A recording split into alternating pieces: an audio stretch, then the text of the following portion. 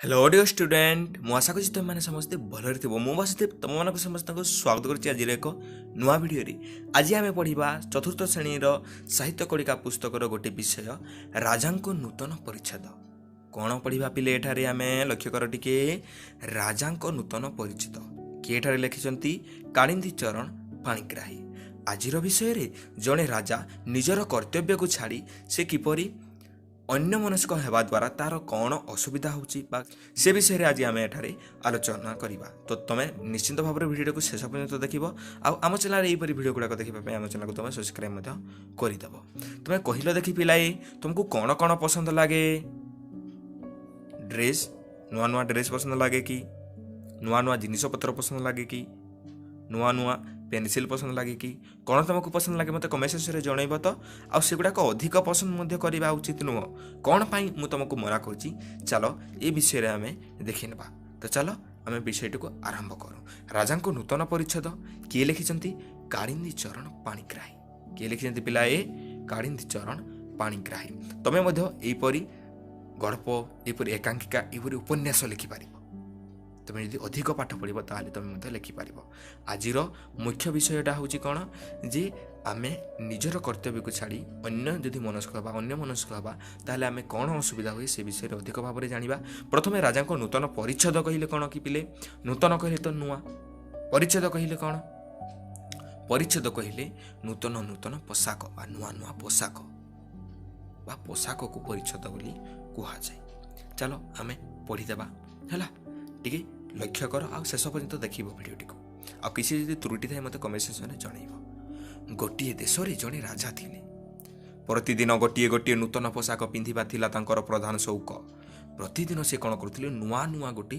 पोशाक पिंधुथिले प्रतिदिन गोटे नुआ नुआ पोशाक से पिंधिबा थिला तांकर शौक से जे भल शासन करुछंती अथवा भलरे प्रजा पालन करुछंती एक कथा कहीं न कही बरं कहंती राजा आज भल पोशाक पिंधिछंती जैसे कि भल शासन करुछंती कि भल रे प्रजा पालन कर एक कथा कहीं कहती ना कौन कहती जे कहती राजा आज भल पोशाक पिंधिछंती नूतन परिच्छेद पाई राजा एक प्रकार पागल हो पड़ते नुआ नुआ वस्त्र पिंधापी नुआ नुआ पोशाक पिंधापी राजा पागल परी होता थोड़े से घोषणा कले जे जो कारीगर तांको पाई संपूर्ण एक नूतन धरणर पोशाक तैयारी करि पारिबो ताकू से 1,000 स्वर्ण मुद्रा पुरस्कार देवे थोड़े से कौन बोली घोषणा कले जे नूतन परिच्छेद पाई राजा एक प्रकार पागल हो पड़ते से थोड़े घोषणा कले कौन बोली घोषणा कले जे जो कारीगर तांको पाई नूतन धरणर गोटे पोशाक तैयारी करदेव ताकू से 1,000 स्वर्ण मुद्रा स्वर्ण कहले कौन सुनार मुद्रा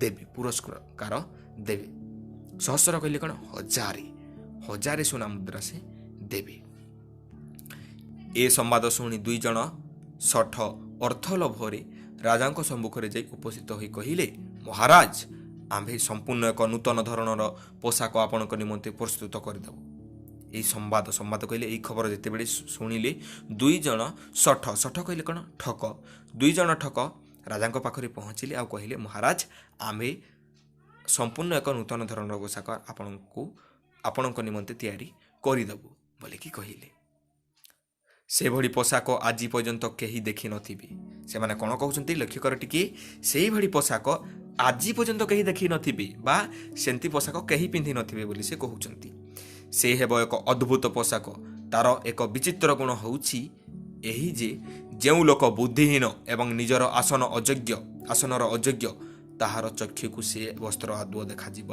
नाही से माने कौन टिके मसला लगेदेले पिलाए एटारे कहि देखिल टिके ध्यान देकी देख कौन से माने टिके मसला लगेदेले से माने कहिले से विचित्र गुण तार होउछि बा तार गोटे गुण अछि जहा कि जेउ लोक बुद्धिहीन एवं निज आसनर अयोग्य ताहार चक्षु से वस्त्र आदौ देखा जीव नाही से माने कौन कहिले जे जेउ लोक भल नुहे बोका तांकु से वस्त्र दिसिबो नाही राजा भाबिले टिके यह निश्चय एक अद्भुत परिच्छेद होइथिबो निश्चिंत भाव में से कारीगर दुई जन को पचारे एपरी एक परिच्छेद तैयारी करिबारे केते अर्थ खर्च हबो बा केते टंका लागिबो बोली से दुई जन को पचारे सठ दुहे जो परिमाण रे रेशम सूता स्वर्ण जरी मोतीमाणिकर हिसाब दे ताहा शुणी राजा अधिक आनंदित होइले से माने तो ठक दुईटा से माने कोन कले ଭଲ ଭାବରେ ଟିକେ ମାଗିଥିବେ ଆଉ ରେଶମ ସୂତା ମାଗିଲେ, ତାପରେ ସ୍ୱର୍ଣ୍ଣ ଜରି ମାଗିଲେ, ସ୍ୱର୍ଣ୍ଣ ଜରି କହିଲେ ସୁନାର ଜରି ମାଗିଲେ, ମୋତି ମାଣିକ ମାଗିଲେ। ଏହା ଶୁଣି ରାଜା ଖୁସି, ଆଉ ରାଜା ପାଗଳ ପରି ହେଉଛନ୍ତି ନା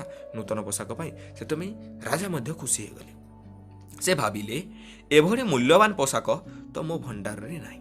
ରାଜା କ'ଣ ଭାବିଲେ ଯେ ଏମାନେ ଗୋଟେ ଅଲଗା ଧରଣର କହିଲେ ଯେ ଅଲଗା ଧରଣର ଆମେ ପୋଷାକ ତିଆରି କରିଦେବୁ। ରାଜା ଏ କଥାକୁ ଭାବିକିନା ସେମାନେ କ'ଣ ଭାବିଲେ ଯେ ମୋ ଭଣ୍ଡାରରେ ତ ଏପରି ପୋଷାକ ନାହିଁ। ତହୁଁ ସେ କାରିଗର ଦୁହିଁଙ୍କୁ କହିଲେ ଆଜିଠାରୁ 15 ଦିନ ମଧ୍ୟରେ ଏହି ପୋଷାକ ସମ୍ପୂର୍ଣ୍ଣ କରି ଆମ୍ଭଙ୍କୁ ଦେବ। ରାଜା କ'ଣ ବୋଲି କହିଲେ ତାଙ୍କୁ ଯେ ଆଜିଠୁ 15 ଦିନ ମଧ୍ୟରେ ଏହି ପୋଷାକ ମୋତେ ତିଆରି କରିକି ଦେବ। ଏହି ମୂଲ୍ୟବାନ ପୋଷାକ ପିନ୍ଧି ଆମ୍ଭେ ଏଥର ଆମ ଜନ୍ମଦିନ ପାଳନ କରିବୁ। ସେ କ'ଣ କହିଲେ ଯେ ଏହି ମୂଲ୍ୟବାନ ପୋଷାକକୁ ପିନ୍ଧିବି ଆଉ ମୋର ଜନ୍ମଦିନ ମୁଁ ପାଳନ କରିବି ବୋଲି କହିଲେ। ଶଠ 2 ଜଣ ତନ୍ତ ପାଖରେ ବସି ବସ୍ତ୍ର ବୟନର ଛଳନା କଲେ। ଛଳନା କହିଲେ କ'ଣ ବା ଛଳନା କରୁଛନ୍ତି ଯେ ଆମେ ଯେପରି ତିଆରି କରୁଛୁ ବୋଲେ ନା ସେହିପରି ସେମାନେ ଛଳନା କଲେ। ରାଜଭଣ୍ଡାରରୁ ଯେତେ ରେଶମ ସ୍ୱର୍ଣ୍ଣ ଜରି ମଣିମାଣିକ୍ୟ ଇତ୍ୟାଦି ପାଇଲେ ସେସବୁକୁ ଲୁଚାଇ ରଖିଲେ। ଦିନ ରାତି ତନ୍ତ ପାଖରେ ବସି ମିଛରେ ବୟନ କରିବା ଭଳି ଅଭିନୟ କଲେ, ବା ସେମାନେ ଏପରି ବସିଲେ ଯେ ସେ ଶୂନ୍ୟ ତନ୍ତ ପାଖରେ ଏପରି ବସିଲେ କି ଅନ୍ୟ ଲୋକମାନଙ୍କୁ ଲାଗିବ ଯେ ଏମାନେ ସତରେ କ'ଣ ଗୋଟେ ତିଆରି କରୁଛନ୍ତି। ଦିନକୁ ଦିନ ସେ ଦୁହିଁଙ୍କୁ ରାଜଭଣ୍ଡାରରୁ ଅଧିକରୁ ଅଧିକ ପରିମାଣର ସ୍ୱର୍ଣ୍ଣ ଜରି ଓ ମଣି ମୁକ୍ତା ଇତ୍ୟାଦି ସବୁ ମିଳିଲା। ଏହି ଅଦ୍ଭୁତ ବସ୍ତ୍ର ଦେଖିବା ପାଇଁ ରାଜାଙ୍କ ମନରେ କ୍ରମେ ଆଗ୍ରହ ବଢ଼ିଲା ଯେ ସେମାନେ କିଛି ଦିନ ହେଲାଣି ସେମାନେ ବସ୍ତ୍ର ତିଆରି କରୁଛନ୍ତି।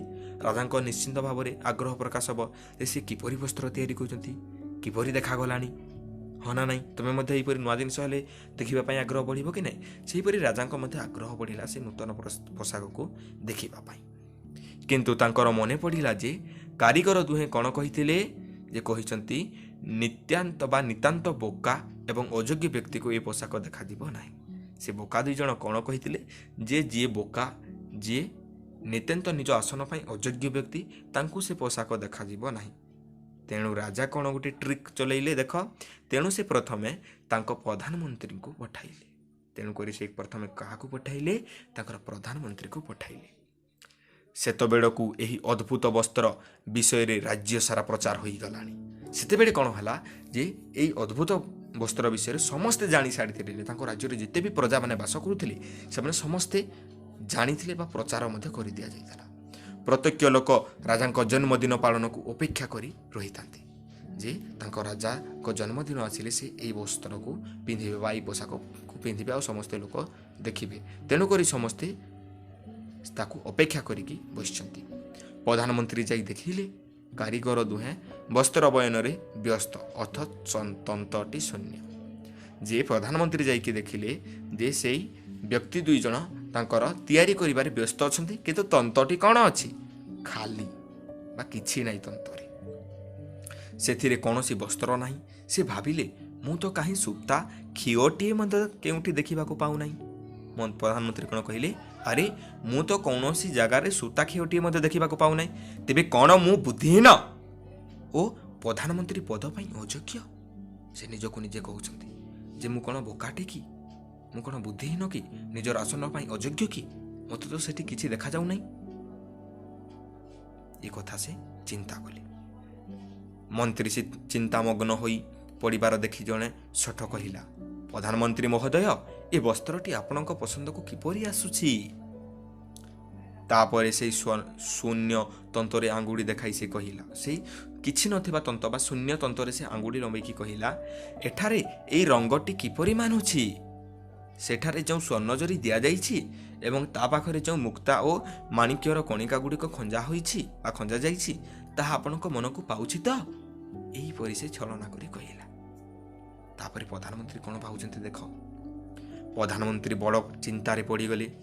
ସେ ଯଦି କହିବେ ସେ କିଛି ଦେଖିପାରୁନାହାନ୍ତି, ତେବେ ସେ ଜଣେ ବୋକା ଓ ନିଜ ଆସନ ପାଇଁ ଅଯୋଗ୍ୟ ବୋଲି ପ୍ରମାଣିତ ହେବେ। ସେ ଯଦି କହିବେ ଯେ ଏଠାରେ କିଛି ମୋତେ ଦେଖାଯାଉନାହିଁ ବୋଲି ସେ କହିବେ, ତାହେଲେ ସେ ବୋକାଟିଏ ହେବେ ବା ନିଜର ଆସନ ପାଇଁ ଅଯୋଗ୍ୟ ବୋଲି ପ୍ରମାଣିତ ହେବେ, ବା ଲୋକମାନେ ସମସ୍ତେ କହିବେ ଏ ନିଜର ଆସନ ପାଇଁ ଅଯୋଗ୍ୟ ଥିଲା, ତେଣୁକରି ସେ ପୋଷାକକୁ ଦେଖିପାରିଲା ନାହିଁ। ରାଜା ହୁଏତ ଏ କଥା ଜାଣି ତାଙ୍କୁ ମନ୍ତ୍ରୀ ପଦରୁ ତଡ଼ିଦେବେ।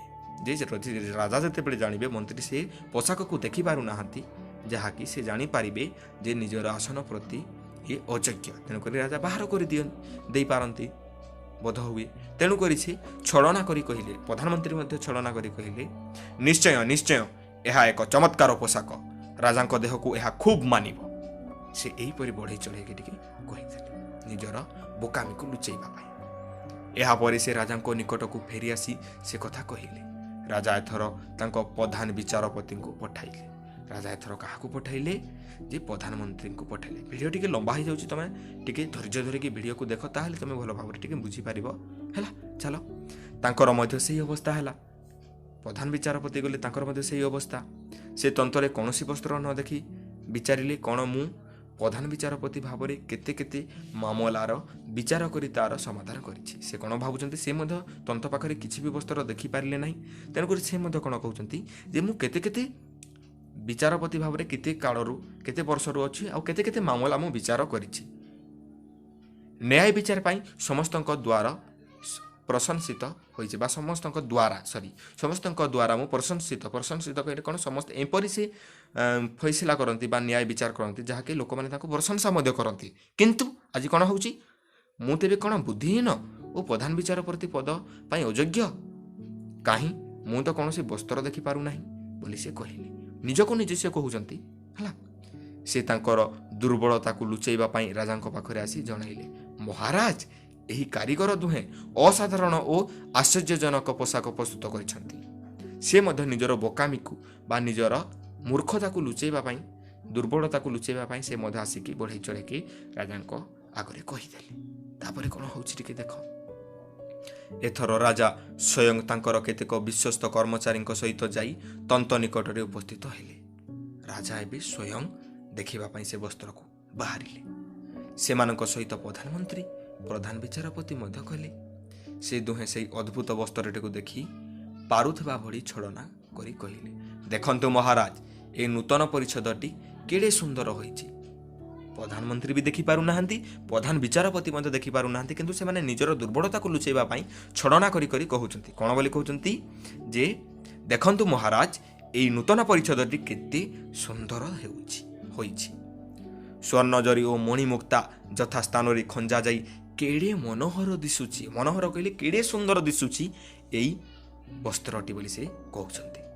से माने भाबुथांती जे बोध हुए केवल तांकरी व्यतीत अन्य माने समस्ते से वस्त्र को देखि पारुछंती। जे सेई प्रधानमंत्री आ प्रधान विचारपति कौन भाबुछंती जे मो व्यतीत किंबा आम व्यतीत अन्य माने समस्ते देखि पारुथिबे सेई वस्त्र को बोलिकी। से माने तो निजे देखि पारु नाहंती, किंतु से माने कौन भाबुछंती जे आमे सिना देखि पारु नाहु किंतु अन्य माने से वस्त्र को देखि पारुथिबे बोली से माने भाबुछंती ओ छलना करी एई परि कथा गुडाक कहउछंती हला। तापर आगो को कौन हला के तालो देखिबा। राजा किंतु मने मने भाबुथांती समस्ते सेई वस्त्र को देखि पारुथबा स्थळे से निजे काहे कि देखि पारु नाहंती। राजा कौन भाबुछंती अरे समस्ते तो से वस्त्र को देखि पारुचंती, मु काहे कि देखि पारु नाही बोली से भाबुचंती। से तेबे कौन राजपद पाई अयोग्य से निजको निज कहउछंती। कौन मु राजा हेबा पाई अयोग्य। प्रजा माने एक कथा जानिले कौन भाबिबे। जदि राजा को भाबिबे जे राजा से वस्त्र को देखि पारु नाहंती बोली कहिबे ताले प्रजा माने भाबिबे राजा गोटे भल राजा नुहे। से कथा से चिंता करुछंती। से मध्य निजर लज्जा को घोड़ेबा पाई मिछरे कहिले, साबास साबास अति चमत्कार वस्त्र होइछि।